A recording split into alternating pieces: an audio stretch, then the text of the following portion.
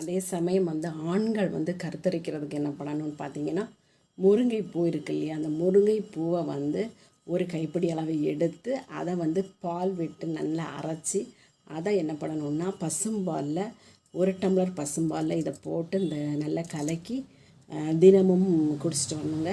அப்படி குடிச்சிட்டு வந்தீங்கன்னா ஆண்களோட மலட்டுத்தன்மை சரியாகும், அதோட விந்துகளோட எண்ணிக்கை அதிகமாகும், அதன் மூலமாகவும் குழந்தைகள் பிறக்க வாய்ப்பு இருக்குது.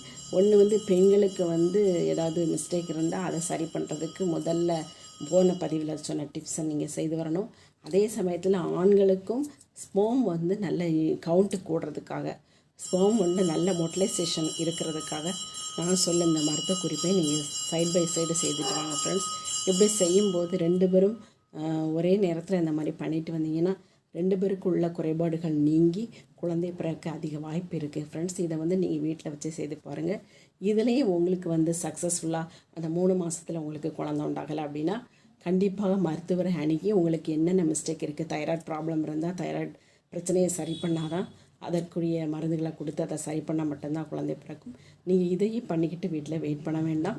இதுலேயும் சக்ஸஸ்ஃபுல்லாக ஒன்றுமே நமக்கு வாய்ப்பு இல்லை அப்படின்னு தெரிஞ்சோன்னா உடனே நல்ல மருத்துவரை அணுகி 2 பேருமே செக் பண்ணி பாருங்கள் ஃப்ரெண்ட்ஸ். இதை நீங்கள் ஃபாலோ பண்ணுங்கள். தேங்க்யூ.